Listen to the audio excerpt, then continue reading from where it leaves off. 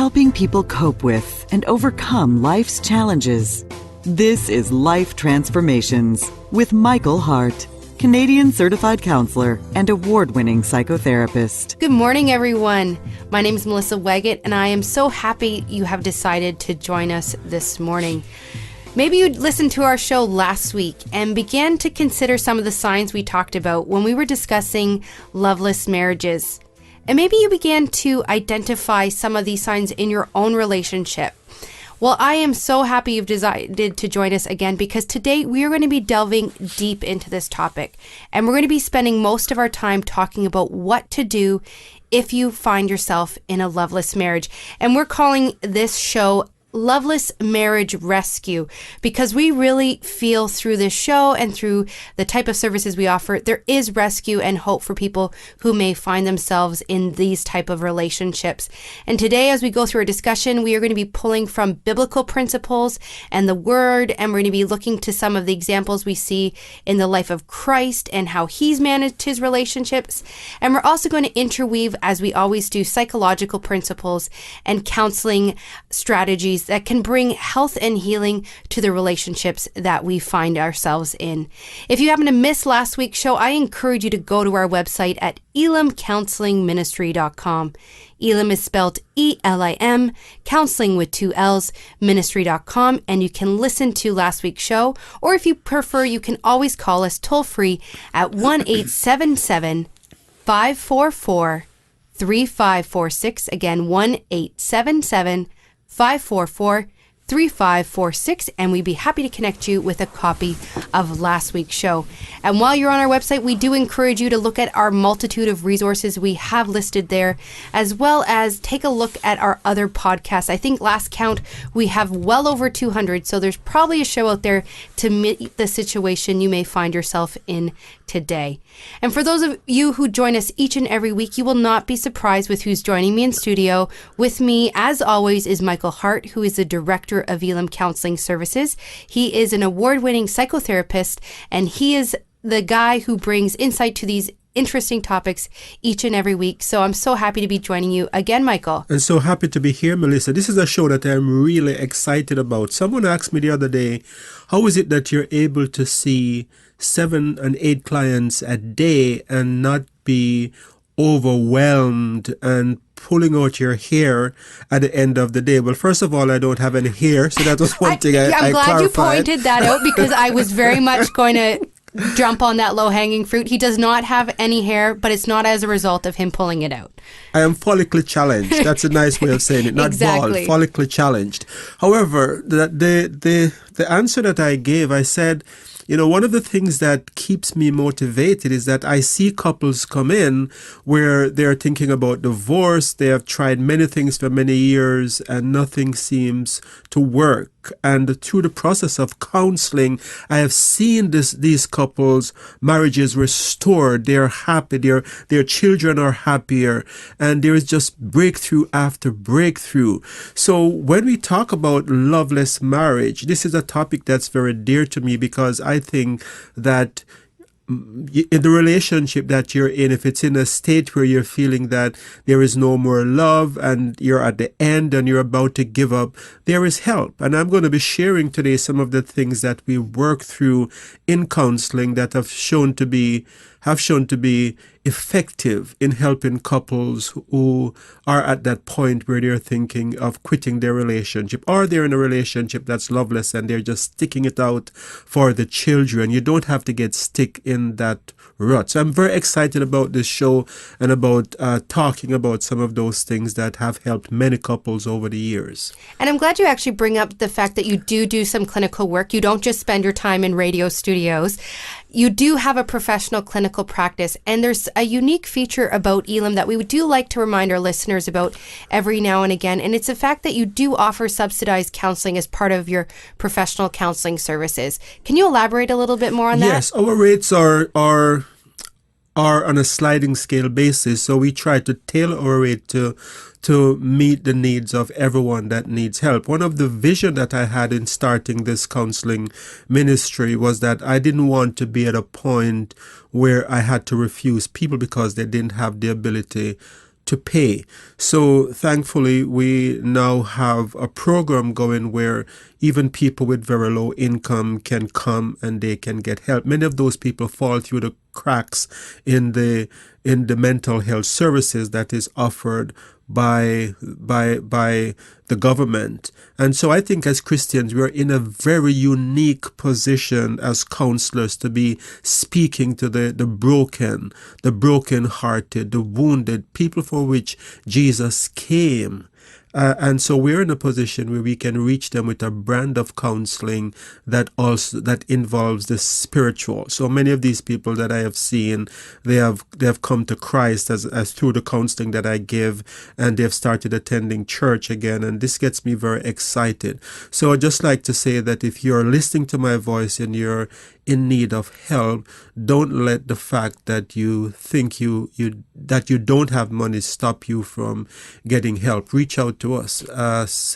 1-877-544-3546, and we'll be happy to help you. Or go to our website and you can send us an email letting us know that you need our services. And so part of the way we're able to provide these services on a sliding scale is due to the fact of donations from individuals who feel led to give back to this ministry because they've been touched in some way. Right. And so if that is a place where you find yourself, we do encourage you to consider a donation. We are a nonprofit, and it does help us to provide those services on that sliding scale. We also want to mention we do also offer professional counseling services. So if you do have insurance through work or a group health plan, our services are often covered through that way as well. So as Michael said, if you need help, go to our website at elimcounselingministry.com or call us at 1-877-544-3546. So today's show is all about Loveless Marriage Rescue. And as you said, you're excited. I'm excited because we really truly believe that there is hope for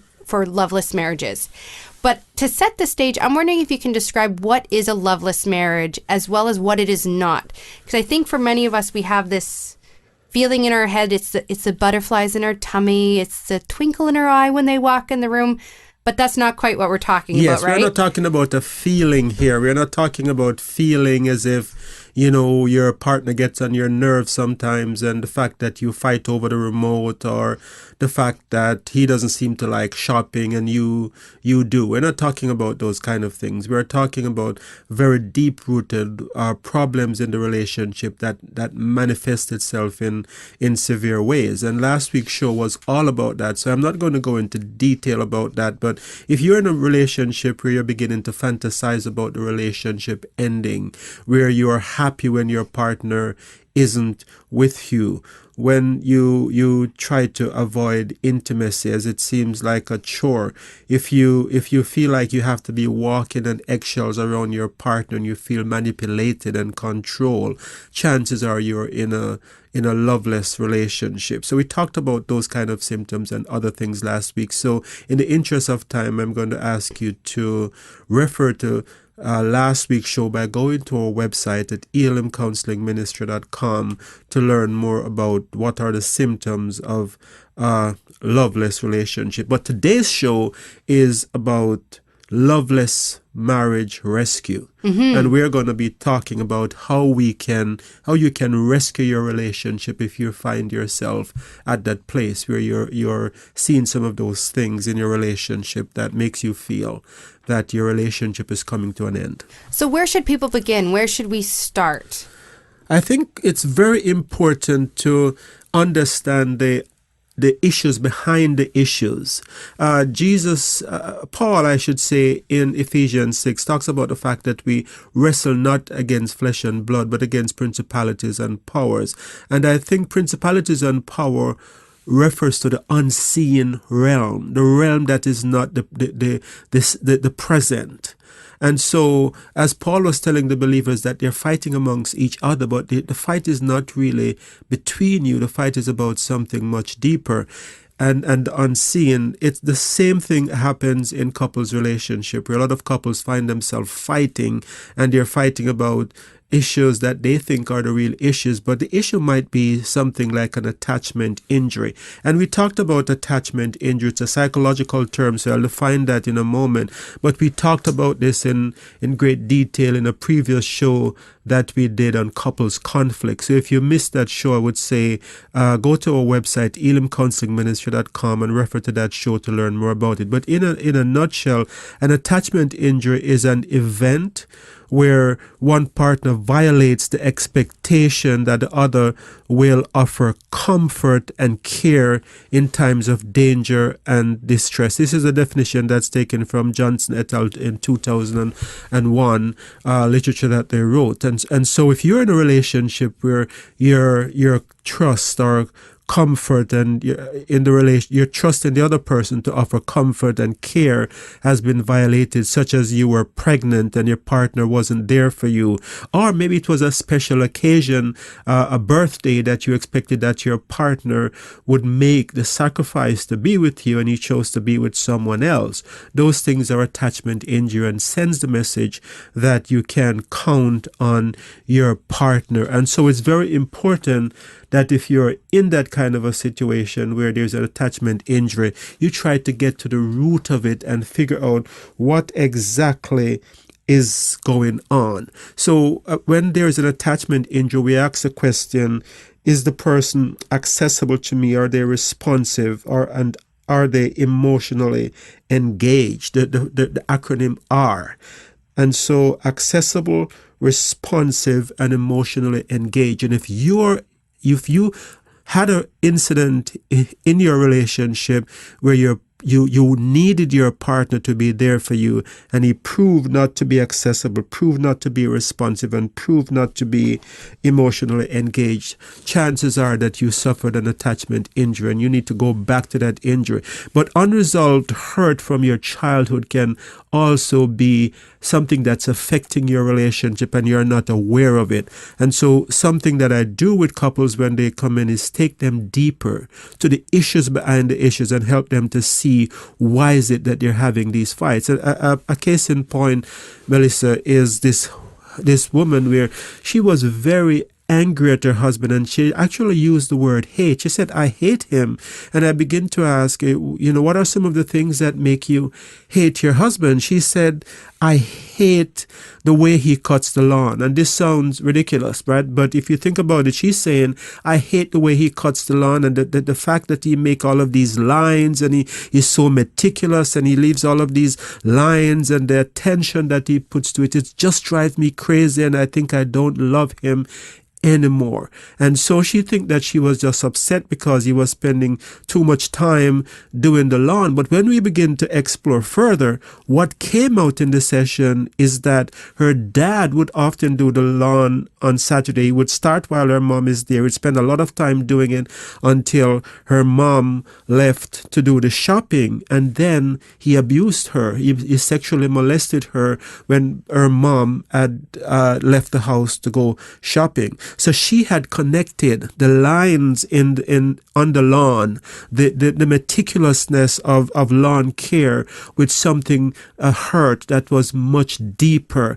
And she didn't realize that she was doing it. So usually if you're seeing that you're having a over response, a response that over the top to a minor thing, chances are that you have been triggered by a hurt that took place in the past. And I think that's so interesting. I think it highlights how wonderful seeing a good skilled therapist can be, because coming to that conclusion of on your own is near impossible. But as you say, if you're beginning to identify that disproportionate reaction or that pattern of behavior and you're just like, why are we doing this again?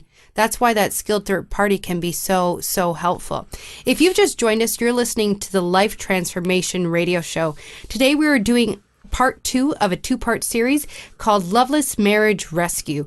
If you missed the first half of today's show, we encourage you to go to our website at elimcounselingministry.com. Elim is spelled E-L-I-M, counseling with 2 L's, ministry.com, or you can call us toll free at 1-877-544 3546, and we'd be happy to give you a copy of today's show.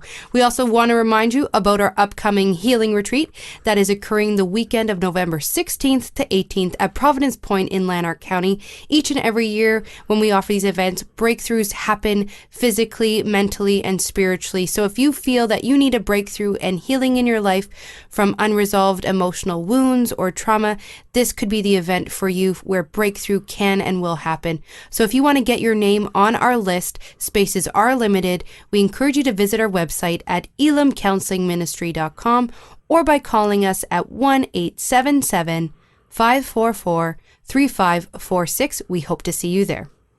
So Michael, you just painted a beautiful picture about how an unresolved wound and attachment injury can impact a relationship and how we respond to each other, and the importance of getting help so that you can break free of the effects of it on your marriage. What other strategies should people be doing if they find themselves in a loveless marriage? I think it's also important to identify unhealthy relationship dynamics, because there are dynamics that exist between individuals that perpetuate conflict, that result in being wounded and being hurt over and over and over again. So not only must we identify the issues behind the issues, but we must also look at the dynamic that we have. And for this part of this, answering that question, I'll draw on the work of Eric Bernay. He is the creator of a branch of counseling that's called transactional analysis, and he's the author of The Game People Play. And in that work, he talks about the three parts of the self that we each have. That we have a adult part of the self, we have a parent part of ourself, and we have a child part of ourself. Now, the problem exists between couples that when they're relating to each other, various parts of the self begin to interact. So, for example, a couple might be interacting and the dynamic between them is adult to child. One partner is acting like the adult in the relationship and the other person is acting like the child. So an example of this is you might want to talk about an issue in a mature way. You approach your partner and you start talking about it, but your partner is more interested in fun things in the relationship. They have buried their heads in the sand and it's all about having fun. It's all about the toys, and the serious issues are not being discussed. Or the person begin to act in a childlike way. Maybe they start to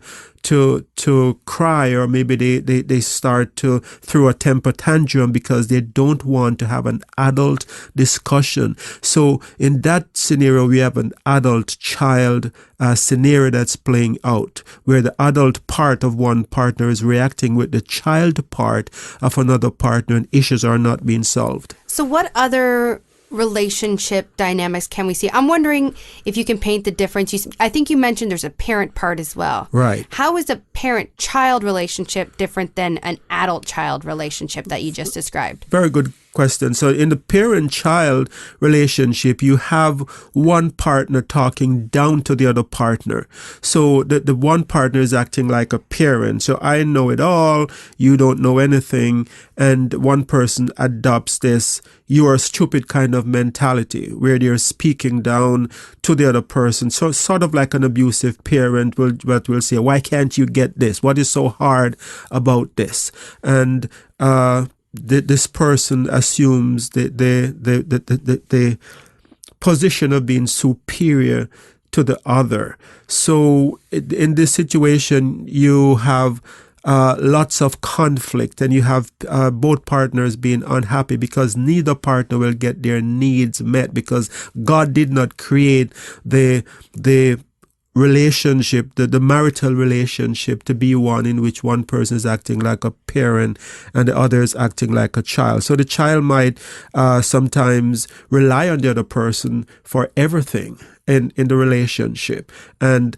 they don't speak up about what their needs are. They meet the needs of the other person. They do whatever the other person wants. But inside is building resentment and bitterness, because you can't be fulfilled if you're relating to your partner from the child part of yourself. So far you've described to when I visualize it in my head as sort of unequal dynamics. Do we ever get to a situation where people are the same type? Like I'm trying to think like a child-child kind of dynamic Right. or a parent-parent dynamic. And what does that look like? And what are the challenges that are caused by that? Yeah, if we think about let's talk about the child-child dynamic. So for those of you who have just joined us, we're talking about the three parts of the self that Eric Berne, MD, came up with in his work that it is in creating transactional analysis, a branch of therapy. And he says that we all have the adult part of the self, the child part of the self, and the parent part of the self. So if you have a child-child scenario taking part where both partners are relating from the child part of the self, then what you have is a relationship in which there's a very selfish approach to issues. It's about my needs, sort of like a child. When a child has a need in the middle of the night to be fed, that child doesn't stop to, I'm talking about a young child, doesn't stop to consider, like babies, for example, they don't stop to consider. Oh, it's 3 a.m. and you're Yes. in the middle of a lovely dream. Right. It's It's you're like up now. meet my needs now. Yeah. And we see extreme form of that even in sexual intimacy, where one person doesn't consider how the other person might be feeling. If you're sick, that's no excuse. And so it's all about me. And when you have that kind of selfish approach, it's like two children that if both are relating to each other from the child part of the self, then you it's like two children fighting over a game. For those of us who have kids might know what it's like to see one toy and both kids want to have that toy at the same time, and it's all about me having it now. There's no consideration that we could act in a different way where you could play with it now and I could play with it later. That's a more adult way of doing things. So the child to child relationship is one in which there is selfishness. The focus is on having my needs met, not on meeting the other person's need. But we see that Jesus took a different approach to counseling. As a matter of fact, he talks about this kind of relationship in Matthew 11:16, where he says, "To what can I compare this generation? They are like children sitting in the marketplace and calling out to other." In verse 17, he said, the calling out to each other, saying, "We played the flute for you and you did not dance. We sang a dirge and you did not mourn." Dirge, a sad song, and you did not mourn. And so in this passage, we're seeing that it was all about what I need. We did this, and we're expecting you to meet that need. So that's not the kind of relationship that we should have, where it's all about our need. So I'm glad you bring up Jesus here, and we often look to him and the word for many things in our life, but from a counseling perspective, we also look to him. And did we see any other relationship type principles displayed or talked about Jesus that may be more healthy than some of these relationship dynamics that we've described thus far? Yes. I think the adult part of the self is depicted in the teaching of Jesus as well, and in how Jesus led his disciples. So the adult relationship is one in which you can have a constructive relationship. You can have constructive criticism without a person becoming defensive, because they're both approaching it from the adult part of the self. And so if you have an adult to adult, there is the potential for growth and for change. So when Jesus approached Peter like an adult, and Jesus said, "Peter, you're going to deny me in 3 days. This is what is going to happen." He's having an adult talk with Peter. He's talking about what's going to happen in a serious way. And so in Jesus talking to his disciples again in Matthew 16:21, where it reads as follows: "From that time on, Jesus began to explain to the disciples that he must go to Jerusalem and suffer many things at the hands of the elders and chief priests and teachers of the law, and that he must be killed and on the third day would be raised to life." This is a very difficult discussion. This is an adult-to-adult discussion. He's calling his disciples aside and saying, look, there are some bad things that's going to happen. I'm going to die. So he's been vulnerable. Someone who is not confident and secure in their adult self could say, what if they think I am a failure? What if they think that everything that I told them is a lie? But Jesus was confident. Jesus' adult part of himself was well developed. And so he could have this kind of mature conversation with others. And so what are the effects and what is the outcome of having these conversations when we are in relationships with people? What did it help for Jesus, and how does it help us when we have these hard conversations? What does it breed, if anything? Well, let me use this example of a pastor who he was building this church. He had this church building program going in, and so he's operating from this parent part of himself, where he's seeing himself as the person who knew everything. He wouldn't take advice from anyone. And so he had all the answers because he's operating from the parent part of himself. And so eventually he ran the program into the ground, and the church was at the verge of becoming bankrupt. And so at that point, he became vulnerable, and he had an adult conversation with the congregation where he said, I'm sorry for how I have ran this program. I don't know where I am going to go from now. I am out of answers. And at that point, the congregation saw that he was vulnerable, he was broken, and they reacted in the adult self to say, okay, let's see what we can do about this. And people begin to bring resources forward. People begin to give in a way that they have never given before. People with gifts and talents that could help the congregation came forward and started owning the building program, and the building program became a great success because they were both approaching the situation from the adult part of the self. So sometimes husband needs to be vulnerable, to have that difficult conversation with wife to say, honey, I don't know where we're going to get next month's mortgage for. Honey, I think we might be going bankrupt, instead of hiding it and then be creating this atmosphere of deception and lies. So the hard conversations is not always easy. So I see we're quickly out of time for today, Melissa, and we have a lot more things that we want to cover under Loveless Marriage Rescue. And so we'll continue this next week. We're part 2 of Loveless Marriage Rescue, where we're going to give some more insights. I look forward to joining you again next week. Is that the adult part of yourself or the child part of yourself? I'll say adult. Okay, so we're talking adult. I look forward to joining you as well, Melissa. So we have quickly come to the end of today's program. Let me remind you of our upcoming retreat on the 16th to the 18th of November at Providence Point. Some of these techniques and things that we talked about in this show will be addressed at the retreat as well. And we have seen, although it's not a couples retreat, we have seen where couples have come and they have both left the retreat healed, and their relationship have just taken off after. One of these days we're going to have a testimony of a couple who have been through the retreat. So let me thank you for listening to today's show. If you have a question you would like to ask, please give us a call at 1-877-544-3546 or go to our website at elimcounselingministry.com. We'd be delighted to hear from you. And so until next time, this is your host, Michael Hart of Elim Counseling Services, and Melissa Waggett, praying together that God would bless you in all your relationships and to keep you sound in mind and pure in heart.